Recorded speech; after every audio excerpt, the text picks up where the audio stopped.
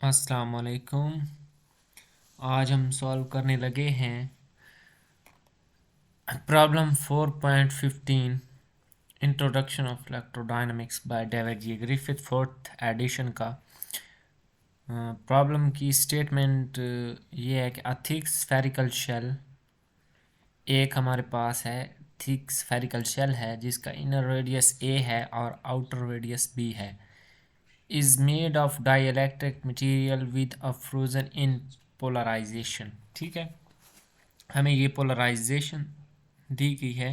Frozen इन का मतलब है कि जहाँ पे ये भी पोलराइजेशन है वो परमानेंट पोलराइजेशन है। ठीक है, where k is a constant and are is the distance from the centre. ठीक है, जो आर है हमारे पास क्या है, सेंटर से डिस्टेंस है। ये फिगर है हमारे पास, उसका इनर रेडियस ए दिया गया है और आउटर रेडियस बी दिया गया है। ठीक है, तो there is no free charge in the problem. Find electric field in all three regions by two different methods. All three regions, अब हमारे पास यहाँ पे कौन से थ्री रीजन हैं। एक गाइडियन सरफेस हम इस इनर रेडियस के अंदर ड्रा कर सकते हैं, एक इन ए और बी के दरमियान, एक आउटर रेडियस के बाहर बी के बाहर ड्रा कर सकते हैं। ठीक है, तो अब हमने इलेक्ट्रिक फील्ड कहाँ पे, इन थ्री रीजन्स में फाइंड करनी है।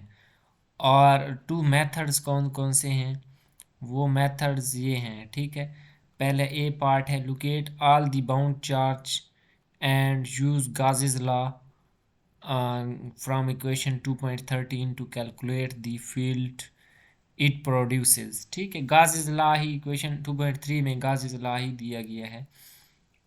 और उसका बी पार्ट क्या है, use equation 4.23 to find D, ये डाइलेक्ट्रिक डिस्प्लेसमेंट है। And then get E from equation 4.21। ठीक है, देन हमने क्या करना है, उसके बाद इलेक्ट्रिक फील्ड कैलकुलेट करते हैं। Notice that the second method is much faster and it avoids any explicit reference to the bound charges. ठीक है, ये जो उसने नोटिस दे दिया कि ये जो बी है, इस मेथड से हम जल्दी इलेक्ट्रिक फील्ड को फाइंड कर सकते हैं। तो बढ़ते हैं इस प्रॉब्लम के सॉल्यूशन की तरफ। ठीक है, हमारे पास इनर रेडियस ए है, आउटर रेडियस बी है, परमानेंट पोलराइजेशन है। अब हमें पोलराइजेशन का पता है कि पोलराइजेशन किस चार्ज से स्टार्ट होती है और किस पे एंड होती है। ठीक है, पोलराइजेशन जो हमारे पास है वो नेगेटिव से स्टार्ट होती है और पॉजिटिव पे एंड होती है। तो यहाँ से हम इस कंसेप्ट को लिख सकते हैं कि ये जो पोलराइजेशन ये माइनस से स्टार्ट हो रही है और प्लस पे ख़त्म हो रही है। तो अब हमारे पास जो सरफेस चार्ज होगा विद रेडियस ए वो क्या होगा, माइनस होगा, क्योंकि ये माइनस है, मैंने आपको बता दिया है क्यों माइनस है। और जो surface charge due to radius b होगी वो हमारे पास प्लस आएगी। तो हम पार्ट ए में पहले बाउंड चार्जेस को लोकेट कर लेते हैं। ठीक है, वो कैसे लोकेट करेंगे, पहले चार्जेस को लोकेट कर लेते हैं, देन गाउस लॉ से इलेक्ट्रिक फील्ड को फाइंड करेंगे। ठीक है, तो हमारे पास चार्जेस कौन से होंगे, एक तो होगा हमारे पास वॉल्यूम बाउंड चार्ज। ठीक है, रो बी। ठीक है, वो हम फाइंड कर लेते हैं, माइनस डाइवर्जेंस ऑफ पी। तो ये हमारे पास एक स्फेयर था तो हम स्फेरिकल कोऑर्डिनेट्स वाला फार्मूला ही यूज़ करेंगे, जो कि मैंने ऑलरेडी पिछले प्रॉब्लम में बताया था कि वो कैसे होता है जनरल फार्मूला। तो वो उससे हम कैलकुलेट कर लेंगे। ये के ओवर आर हमें उसकी फील्ड दी गई थी। ठीक है, और ये आर साइन थीटा, ये उसकी आर स्केयर साइन थीटा। ठीक है, ये उसके आर साइन थीटा, ये उसकी कोऑर्डिनेट्स की वजह से आएगा, और साइन थीटा ये आपस में कैंसिल हो जाएंगे। तो अब यहाँ पे आर है सिंपली, तो आर का derivative with respect to R one आ जाएगा। तो ये हमारे पास आ जाएगी divergence of P is equal to K over R square. तो यहाँ से रो बी किस चीज़ के इक्वल आ गई, माइनस के ओवर आर स्केयर, क्योंकि ये जो माइनस था ये देखें यहाँ पे फार्मूले में था। ठीक है, तो ये वॉल्यूम बाउंड चार्ज हमारे पास आ गया -k/r²। अब हमने सरफेस बाउंड चार्ज फाइंड करना है। सरफेस बाउंड चार्ज के लिए मैंने आपको बताया है कि जो ड्यू टू रेडियस ए होगा वो माइनस में आएगा, due to radius b plus में आएगा। तो surface charge density, surface bound charge find करने के लिए हमारे पास P.n ये फार्मूला होता है। जो n है ये एक नॉर्मल डायरेक्शन होती है जो यहाँ पे r यूनिट वेक्टर की फॉर्म में है। तो ये आ जाएगा k/r। अब हमारे पास r क्या है, r is the distance from the centre. तो अब यहाँ पे हम जब रेडियस b पे ये फाइंड करेंगे surface bound charge due to radius b, then it will be positive. ठीक है, तो इसको k/b, और जब इसको at radius r is equal to a find करेंगे तो मैंने आपको बताया है कि वो सरफेस चार्ज क्या है, माइनस के साइन के साथ आएगा, तो वो -k/r आएगा। तो हमारे पास यहाँ पे जो बाउंड चार्जेस थे वो फाइंड हो गए। यहाँ से अगेन देख लें कि जो रेडियस ए है वो माइनस और जो रेडियस बी होगा वो पॉजिटिव के साथ आएगा। ये bound charges, surface bound charges की बात हो रही है। ठीक है, तो अब हमारे पास जो चार्जेस थे वो हमने फाइंड कर लिए हैं। अब हमने क्या चीज़ कैलकुलेट करनी है, इलेक्ट्रिक फील्ड कैलकुलेट करनी है using Gauss law. Gauss law का हमें पता है कि E.dA, integration of E.dA is equal to Q enclose over epsilon naught. अब यहाँ पे हमारे पास तीन केसेस बनते हैं। एक केस है हम के जो इलेक्ट्रिक फील्ड है वो Gaussian surface with in this sphere draw करें। ठीक है, अब आर हमारे पास इज लेस देन ए। ठीक है, जो गाउसियन सरफेस का रेडियस है वो लेस देन रेडियस ए है। तो हमें पता है कि प्रॉब्लम में भी दिया गया है कि यहाँ पे कोई चार्ज नहीं है। ठीक है, तो यहाँ पे चार्ज जब क्यू इनक्लोज ज़ीरो है तो यहाँ पे इलेक्ट्रिक फील्ड भी ज़ीरो होगा। अब दूसरी रीजन कौन सा है, दूसरा रीजन है कि हमारे पास जो गाउसियन सरफेस है वो हम ड्रा करें आउटर रेडियस बी के भी बाहर। ठीक है, तो उसके लिए भी क्यू इनक्लोज्ड ज़ीरो है। ठीक है, आप कहेंगे कि जो हमने पोलराइजेशन वहाँ पे फाइंड की थी, एक पे प्लस था एक पे माइनस, तो वो आपस में कैंसिल हो जाएंगे। नेट जो चार्ज है क्यू इनक्लोज्ड वो हमारे पास ज़ीरो होगा। तो ये हमने प्रॉब्लम 4.14 जो मैं सॉल्व किया है उसमें भी मैंने ये करके दिखाया था कि वो कैसे ज़ीरो होता है। तो ये इस केस में भी क्यू इनक्लोज्ड ज़ीरो है, तो हमारे पास इलेक्ट्रिक फील्ड क्या है, ज़ीरो होगी। अब थर्ड केस है हमारे पास, थ्री केसेस में बताना था।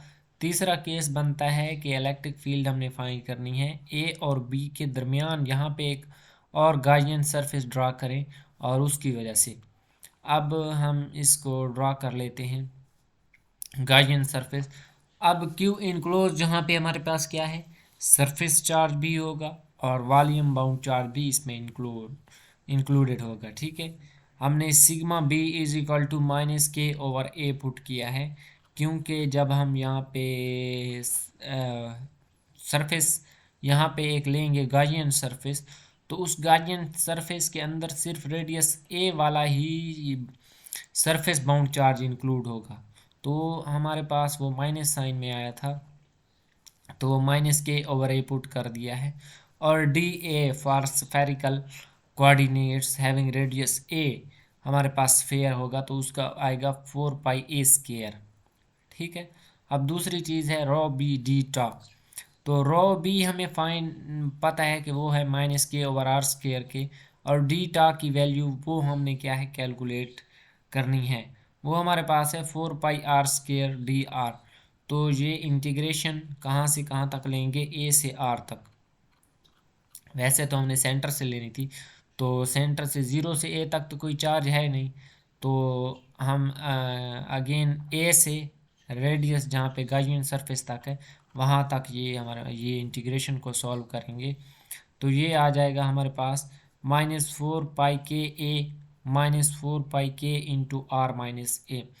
जब इस -4π k इंटू आर माइनस ए इस टर्म को अंदर मल्टीप्लाई करेंगे, ये देखें मैंने इसको सिंप्लीफाई कर दिया है, या इसमें से मैंने क्या किया है 4πk को कॉमन ले लिया है। ठीक है, कॉमन लेने से ये टर्म माइनस ए के साथ आ जाएगी, ये माइनस अंदर मल्टीप्लाई हो जाएगा, माइनस इसके साथ मल्टीप्लाई होगा तो ये माइनस आर होगा, और माइनस ए के साथ माइनस मल्टीप्लाई होगा तो वो प्लस ए बन जाएगा।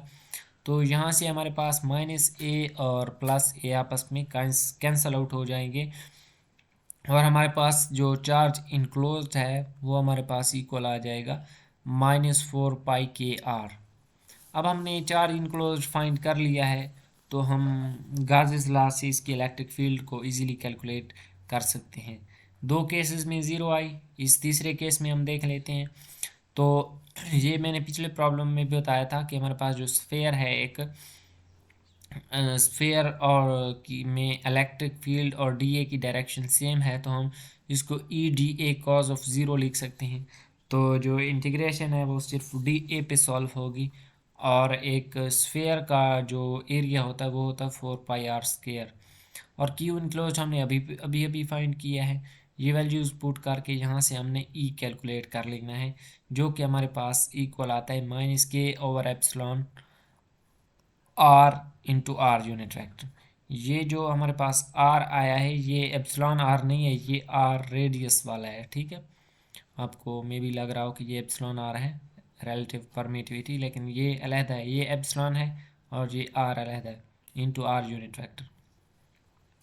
अब उसका बी पार्ट में भी हमने क्या फाइंड करना था, इलेक्ट्रिक फील्ड ही फाइंड करना था, और उसके लिए हमें इक्वेशन 4.23 यूज़ करनी है। ठीक है, टू फाइंड डी।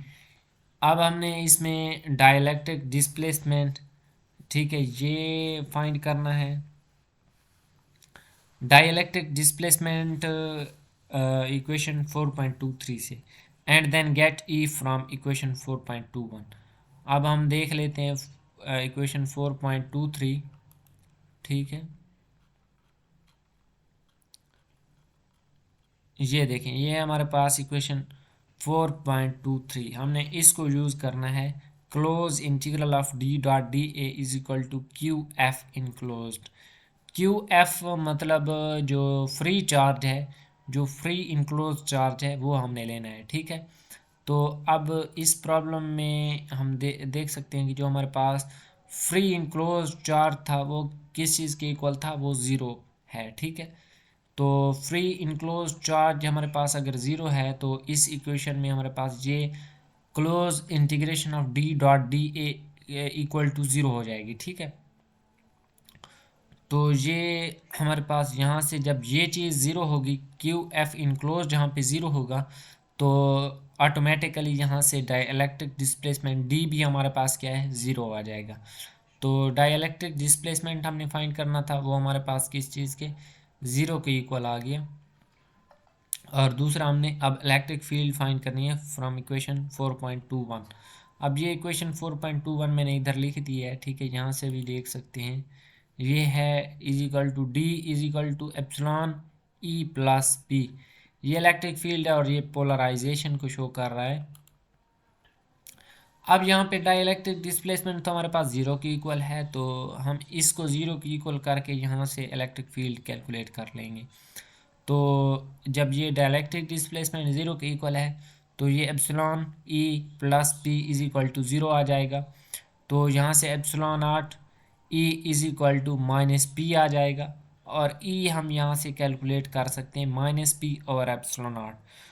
अब यहाँ से हमें जो p की वैल्यू है वो गिवन है k/r into r unit vector, तो वो हम फाइंड कर सकते हैं। ठीक है, तो और ये जो हमारे पास पोलराइजेशन p दिया गया है, ये भी एक ख़ास रीजन के लिए ये k/r वैल्यू है। ठीक है, जब हमारे पास रेडियस क्या होगा, ए और बी के दरमियान होगी गाउसियन सरफेस, तो उस केस के लिए हमारे पास ये पोलराइजेशन है। ठीक है, अदर केसेस के लिए पोलराइजेशन नहीं दी गई, वो ज़ीरो है पोलराइजेशन। तो इस केस के लिए हमारे पास जो इलेक्ट्रिक फील्ड है वो -k और epsilon r into r unit vector, पहले भी हमने फाइंड की थी, वो भी सेम यही आंसर आया था इस केस के लिए। अब 3 केस थे, तो दूसरा केस क्या है, when R is less than A, उसके लिए हमारे पास पोलराइजेशन ज़ीरो है तो इलेक्ट्रिक फील्ड भी zero, and are is greater than B, उसके लिए भी पोलराइजेशन हमारे पास ज़ीरो है, तो ये इलेक्ट्रिक फील्ड भी क्या है, ज़ीरो होगी। तो ये था हमारे पास प्रॉब्लम 15। अब इंशाल्लाह नेक्स्ट वीडियो में सॉल्व करेंगे प्रॉब्लम नंबर 16 को। अगर आप मेरे चैनल पे न्यू थे तो चैनल को सब्सक्राइब कर लें। मिलते हैं इंशाल्लाह नेक्स्ट वीडियो में। अल्लाह हाफिज़।